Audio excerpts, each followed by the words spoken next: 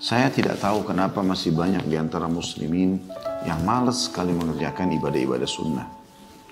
Setelah saya coba telusuri, ini ijtihad saja dari saya. Saya melihat mungkin mereka terkurung di definisi sunnah itu sendiri.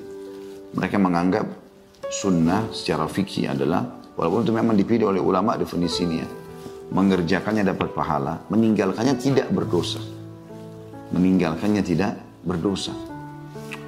Jadi definisi ini kadang-kadang disalahfahami oleh sebagian orang.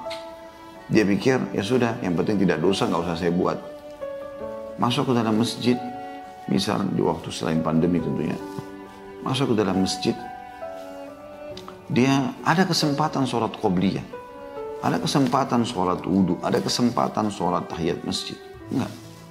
Dia lebih pilih main dengan handphonenya, atau dia lebih pilih untuk duduk langsung di masjid dan cuma menunggu sholat fardu. Selepas sholat fardu ada amalan sunnah banyak. Bahkan amalan sebelum sholat sunnah, sholat wajib kita tahu ada selain sholat sunnah ada doa yang mustajab, waktu mustajab doa. Ini semua disia-siakan. Begitu juga dengan setelah sholat fardu ada zikir, ada sholat ba'diyah, disia-siakan. Tentu ada dua sholat subuh dan asar tidak ada ba'diyahnya. Tetapi teman-teman sekalian seperti duhur, ya, maghrib, isya kan ada ba'diyahnya juga. Dia lebih berpikir selesai sholat fardu cukup, lalu mulai dia keluar untuk beraktivitas. Dan ini disayangkan sekali. Sebagaimana nanti akan kita sebutkan banyak sekali keutamaan sholat sunnah itu. Sayang sekali kalau kita sia-siakan. Ada banyak orang begadang sampai malam, mungkin dengan tontonan-tontonannya. Tapi dia nggak pernah mau begadang untuk sholat tahajud, untuk sholat witir. Ada banyak orang punya kesempatan baik di pagi hari seperti ini untuk sholat duha. Nggak mau sholat duha. Tapi kalau meeting soal bisnis, atau duduk ngobrol kosong dengan teman-temannya, itu bisa dia lakukan. Jadi kita sayangkan sekali. Ya. Dan insya Allah pada kesempatan ini kita ingin membahas masalah itu insya Allah. Makanya saya berikan pembukaan seperti ini. Karena banyak sekali orang begitu. Dia tidak pernah berpikir untuk misalnya menjaga zikir pagi petangnya, beristighfar. Nanti dia sudah melakukan dosa besar. Itu pun kalau dia merasa jiwanya tertekan baru mengucapkan istighfar. Padahal ucapan istighfar sebelum terjadi permasalahan pun adalah bagian daripada syariat sunnah Nabi SAW. Dan pahalanya besar. Begitu juga dengan misal puasa sunnah.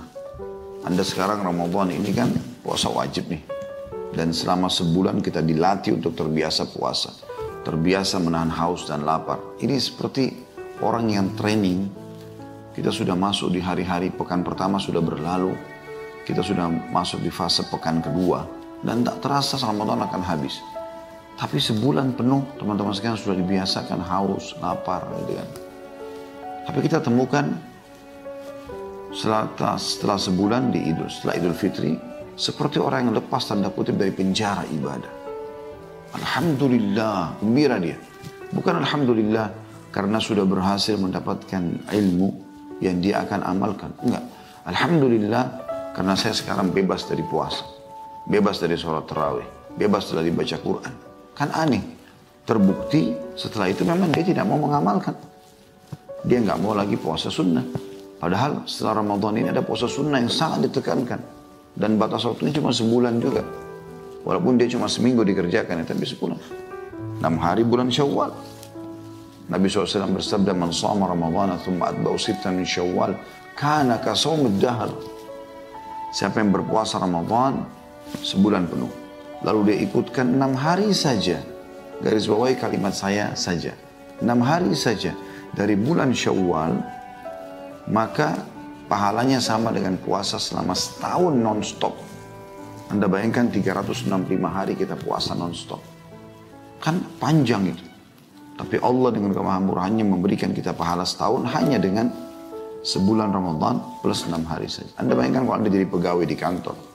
Kemudian pimpinan Anda berkata, siapapun pegawai di kantor ini, kalau dia selama Januari masuk full, kemudian di Februari dia lembur 6 hari. 6 hari saja sepekan. Maka gajinya saya kasih setahun. Artinya kalau gajinya 10 juta, ya, dengan setiap bulan, dia dengan sebulan 1 pekan tambah 6 hari saja. 6 hari ini kata kunci pengikat yang 1 bulan tadi. Maka akan diberikan gaji 1 tahun. Jadi dapat 120 juta. Ya mana Anda pilih? Anda memilih hanya 10 juta atau 120 juta? Kenapa enggak puasa sunnah? Syawal, sayang sekali. Ya, karena itu amal sunnah yang luar biasa pahalanya. Dan ternyata memang dia ada hubungannya, sangat erat hubungannya dengan sholat, dengan ibadah wajib. Gitu kan.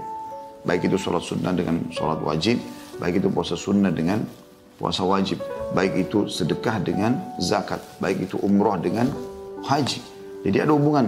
Amalan-amalan sunnah ini akan nanti ya, menambah keutamaan sholat wajib itu.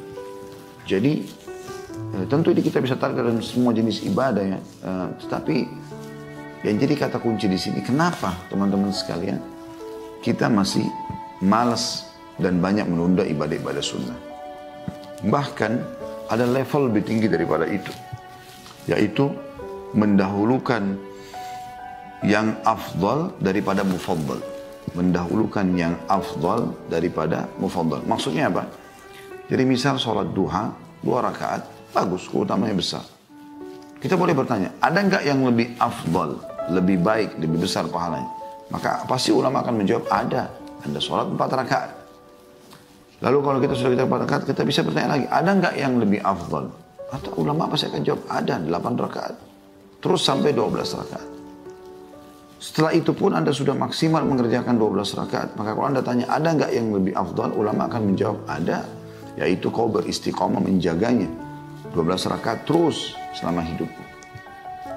Maka kita di sini level yang sangat tinggi dalam hal ibadah sunnah ini, yaitu Anda selalu mengejar yang paling afdal dan istiqomah dalam mengerjakannya.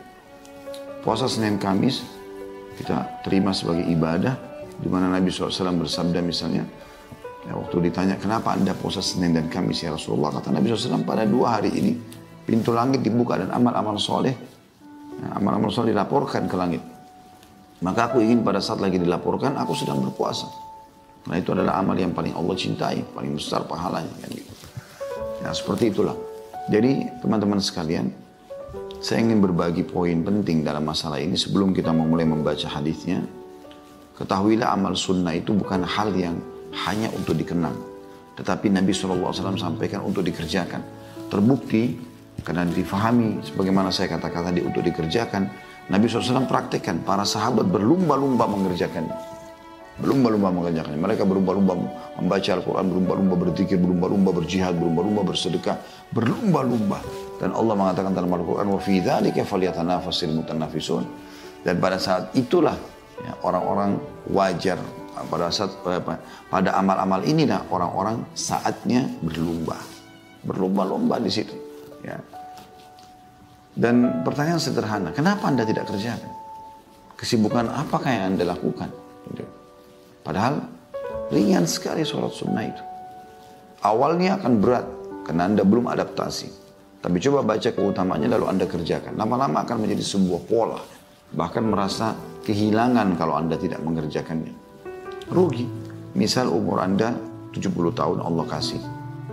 Kemudian ada teman Anda B 70 tahun. Dia sholat sunnah, Anda tidak. Toh sama aja akan melalui 70 tahun itu kan. Sama aja. Kadang-kadang ada orang subhanallah meninggalkan sholat ba'diyah tadi, sholat qabliyah hanya karena hal-hal yang kosong. Padahal tidak akan terulang kesempatan emasnya itu. Kalau pagi ini Anda tidak sholat duha, sampai menjelang misalnya sebentar azan duhur, sudah azan duhur, maka buku amal Anda dicatat hari ini Sabtu, ya, Anda tidak memiliki sholat duha itu. Dan misal Anda setelah itu mungkin habis asar sebentar Anda ikuti pengajaran, Anda dengarkan keutamaannya. Sholat duha itu ternyata dengan 2 rakaatnya bisa menyelamatkan 360 sendi, 4 rakaatnya bisa memenuhi hajat. Ya. Kita dalam seharian dari Allah SWT, Anda baru tahu keutamaan itu. Anda mau kerjakan udah nggak bisa. Sholat duha tadi yang lewat tidak akan pernah bisa kita lakukan. Beda dengan dosa. Dosa kita kerjakan banyak nih. Begitu kita tobat dibersihkan sama Allah. Tapi amal saleh yang nanti akan memberikan derajat di surga, nggak bisa. kecuali Anda kerjakan di waktu itu. Besok ada kesempatan duha lagi, tapi hari ini yang ada lembaran amal Anda akan kosong. Kan gitu. Jadi jangan disia-siakan kesempatan emas itu. Jadi seperti Anda kerja di perusahaan, rasionalnya ya. Anda kerja di perusahaan, kemudian akan beda sekali penilaian atasan dengan orang yang semangat, yang rajin. Dia punya jam wajib kerja 8 jam sehari. Tapi ternyata dia lembur. Dia lihatkan loyalitasnya pada kantornya, pada perusahaannya. Dia lebih, bahkan dia tidak menuntut apa-apa. Saya yakin perusahaan itu atau perusahaan akan menilai, tidak mungkin tidak. Dia akan menilai dan dia akan memberikan balasan dengan cara dia tentunya masing-masing. Dan tidak ada yang lebih baik memberikan balasan kecuali Allah Subhanahu wa ta'ala.